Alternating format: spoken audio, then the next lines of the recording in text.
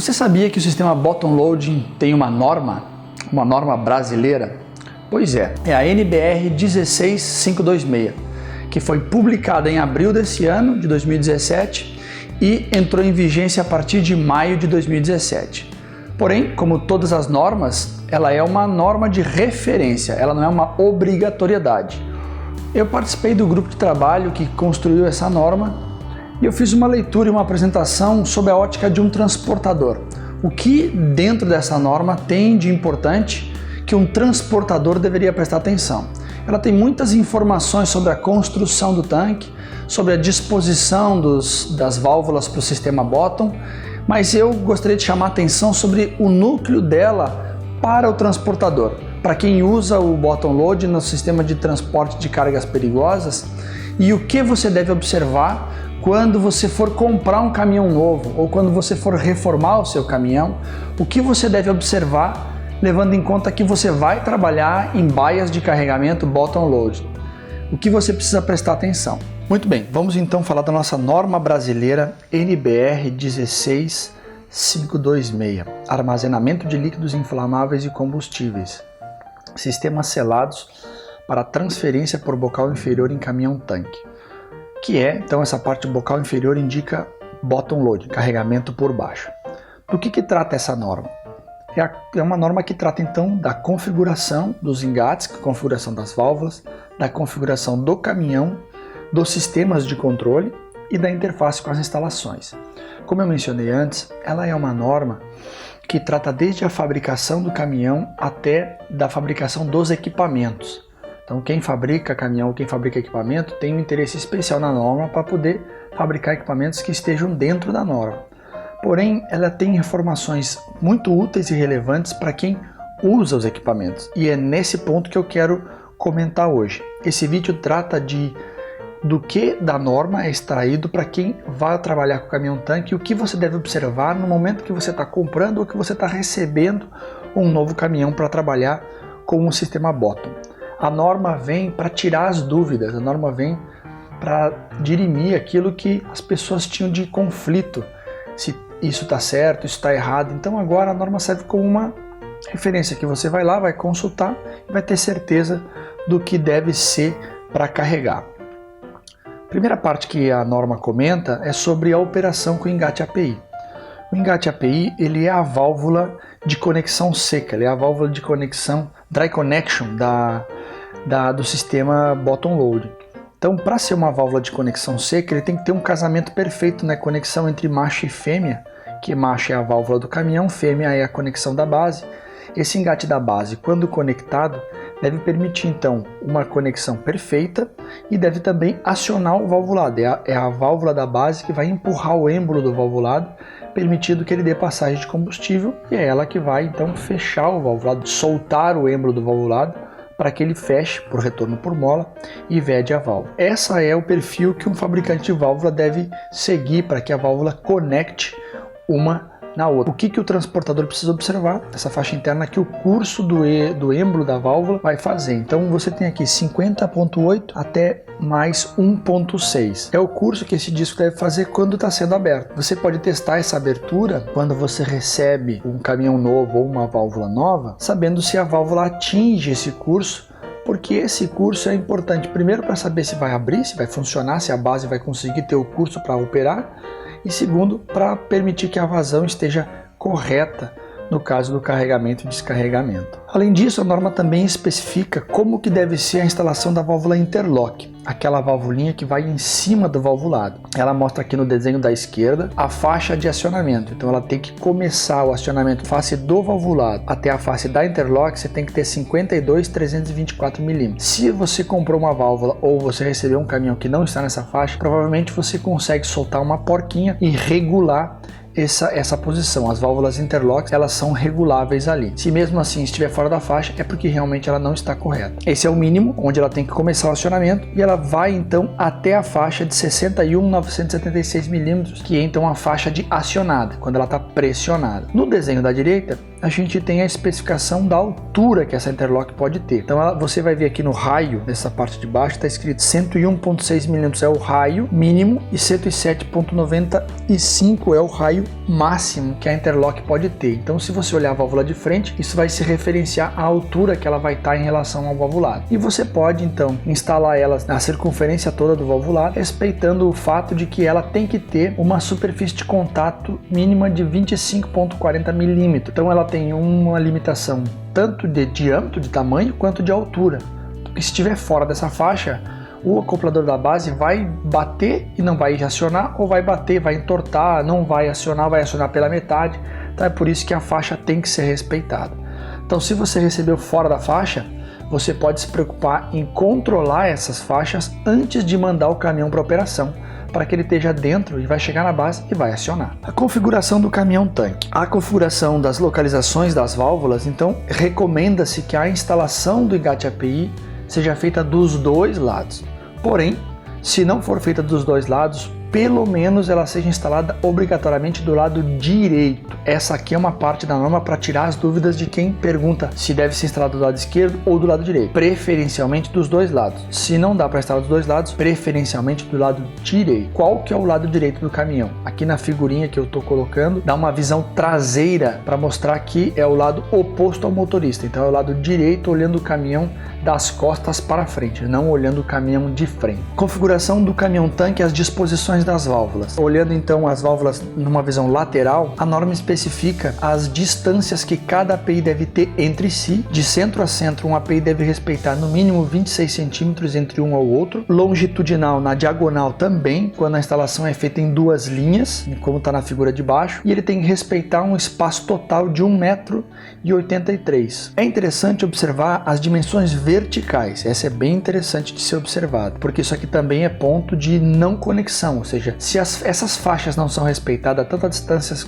dos APIs quanto as alturas, quando chega na base, o braço da base é um braço rígido, é tubulação. Quando você vai conectar no caminhão, você não consegue ângulo para conectar corretamente. Então aqui nas dimensões verticais pede que quando vazio ele esteja com 1,37 m no máximo, e quando cheio ele esteja no máximo 0,50 metros, ou seja, meio metro do chão, no mínimo, desculpa. A faixa desejável é que ele fique de 0,84 a 1,14 m. Essa é a melhor faixa de instalação. Então isso também você pode conferir quando você recebe um caminhão e você está com ele vazio. Também aqui na visão traseira do desenho da esquerda está mostrando que as válvulas devem ter de uma distância entre o costado do caminhão e a válvula de 152 milímetros. Essa distância tem que ser respeitada pela norma. Segurança do caminhão-tanque das instalações. O caminhão deve possuir dispositivos que impeçam o veículo de movimentar-se enquanto as linhas de transferência ao vapor estiverem conectadas. Essa é uma parte muito importante. Muitos caminhões têm as instalações preocupadas em abrir e fechar as válvulas, mas não preocupadas com a instalação. Eu já vi mais de uma vez um caminhão sair da base andando com a mangueira conectada e arrancando a mangueira da base. Então o que é isso aqui? É que as válvulas devem ter aquela interlock em cima para travar o caminhão, ou seja, para frear o caminhão enquanto ele estiver conectado. Uma válvula interlock em cima da recuperadora de vapor, do adapter de recuperação de vapor, e uma válvula interlock em cima do API, garante que qualquer uma dessas mangueiras, se conectada, o cara não consegue sair do caminhão-tanque porque ele vai estar freado. Óbvio, desde que a ligação pneumática respeite essa questão do freio, ou seja, a ligação pneumática tem que ser feita pelo fabricante que permita frear o caminhão quando essa válvula estiver acionada. Se o ar não passar pelo freio, ele não vai frear. Eu vou fazer um vídeo específico sobre instalações pneumáticas, que é um tema muito interessante e vale um vídeo inteiro. Requisitos de instalação para o sensor óptico. No caso do sensor, como eu já comentei em outros vídeos, ele deve ser instalado, ele deve ser posicionado de 20 a 30 milímetros acima do nível da seta. E ele deve ser posicionado horizontalmente em 500 milímetros do centro do compartimento. Ou seja, você vai pegar o centro do compartimento e vai colocar 500 milímetros até o sensor. Provavelmente o centro do compartimento é onde tem a tampa. Você vai pegar do centro do buraco da tampa, dali até o sensor ele tem que ter no máximo 500 milímetros de distância. Soquete. Onde deve estar localizado o soquete? O soquete do caminhão-tanque deve estar localizado no máximo a 2,10 m para a frente ou para trás da linha central dos APIs. Aqui tem uma nota importante: quando o caminhão tiver engate valvulado dos dois lados, também deve ter soquete óptico dos dois lados, porque você vai chegar numa base e a conexão toda está daquele lado, você não tem como dar a volta com os cabos para conectar do outro lado. Recuperação de vapor. Essa é uma parte muito importante, a norma vem para tirar umas dúvidas que todas as vezes nos perguntam. Qual que é o diâmetro que tem que ter a tubulação de vapor? Aqui está muito claro, vamos ler. Quando se instala um sistema de recuperação de vapor em um caminhão-tanque, o sistema deve terminar em um adaptador de 100 mm, ou seja, 4 polegadas, conforme especificado em 6.1.1.2. O sistema de recuperação de vapores não pode, em circunstância alguma, durante a transferência, exceder a pressão máxima de trabalho admissível do caminhão-tanque, conforme o RTQ 7C, possuindo tubulação com um diâmetro mínimo de 75 mm ou 3 polegadas. Ou seja, a recuperação de vapor, não interessa o tamanho do caminhão ou quantos compartimentos ele tem,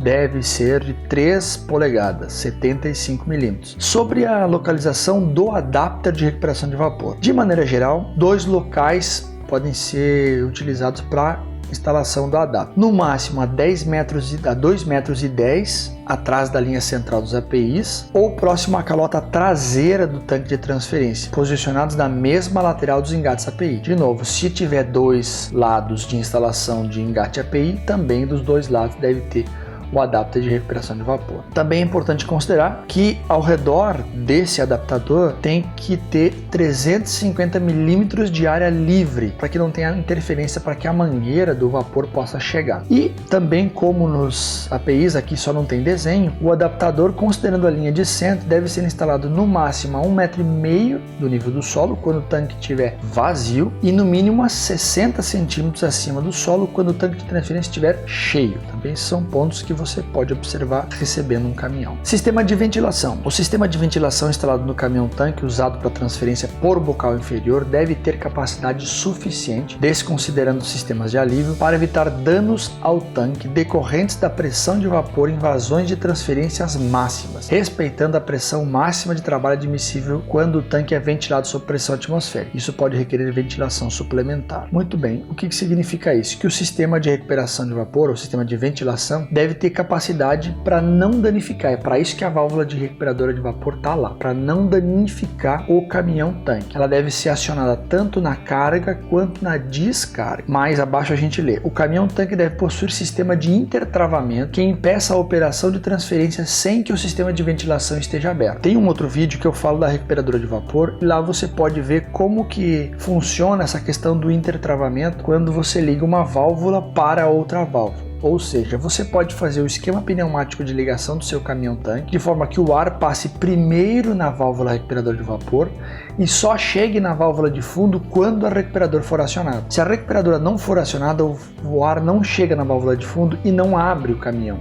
E assim você garante que você não vai descarregar um caminhão sem que essa válvula esteja acionada. A norma fala também na pressão máxima admissível, ou seja, na pressão de carregamento. Porém, no sistema brasileiro de carga, as válvulas de fundo não são válvulas com pressão balanceada. Se você colocar pressão de carregamento na válvula, como ela tem retorno por mola, ela vai abrir e ela vai carregar o caminhão. Claro que se você tiver com a recuperadora fechada, você vai perceber um aumento muito significativo da pressão e o caminhão vai começar a fazer um barulho de pressão na hora da carga, e aí você pode parar e perceber que as coisas estão erradas. É muito importante que, se essa ligação tiver da válvula de fundo, você ajuda a garantir. O que eu estou comentando é que as válvulas de fundo presentes no Brasil não garantem isso, que a válvula não vai abrir. Uma válvula de fundo pressão balanceada, que são exigidas em países como a África do Sul, ela garante que, se a válvula de fundo estiver fechada, você não consegue carregar. Quanto mais pressão você colocar de líquido para carregar, mais a válvula fecha. Nós fabricamos esse tipo de válvula, porém o mercado brasileiro não usa, não tem requisito e não é uma exigência. Essa norma está tentando trazer uma luz para isso. É possível que agora comece a se falar sobre isso entre os distribuidores, porque é uma coisa perigosa e importante de ser observado. O caminhão-tanque deve possuir um sistema secundário de ventilação para transferência sem recuperação de vapor. Essa aqui é um outro ponto que causa bastante dúvida. Eu já vi mais de uma vez caminhões tanque sem uma válvula na tubulação, aquela válvula que fica presa no tubo, na parte aérea do tubo do lado de fora do caminhão tanque, não aquela que fica em cima da tampa. Eu já vi mais de uma vez caminhões que o cara aciona com a mão, o adaptador, coloca um pedacinho de madeira ali para garantir que ele fique aberto, para ele poder descarregar, senão não dá entrada de ar. Então é muito importante que você não aceite esse tipo de caminhão. Quando você receber um caminhão, agora está dito na norma, você tem que ter recuperadora de vapor na tampa, ligada na tubulação, e a tubulação tem que ter uma recuperadora de vapor. Então quando você pedir um caminhão tanque para bottom loading, peça que tenha a recuperadora de vapor na tubulação. Ainda sobre a transferência, sobre a parte de recuperação de vapor, transferência para caminhão tanque sem recuperação de vapor, para evitar a pressurização do tanque e do sistema de recuperação de vapores. O sistema de recuperação de vapores do caminhão tanque deve ser aberto para a atmosfera através do sistema secundário, conforme descrito em 4.2.1.4 durante a transferência sem recuperação de vapores. Então ele está dizendo que aquela válvula que eu acabei de mencionar na tubulação deve abrir quando não tem recuperação de vapores.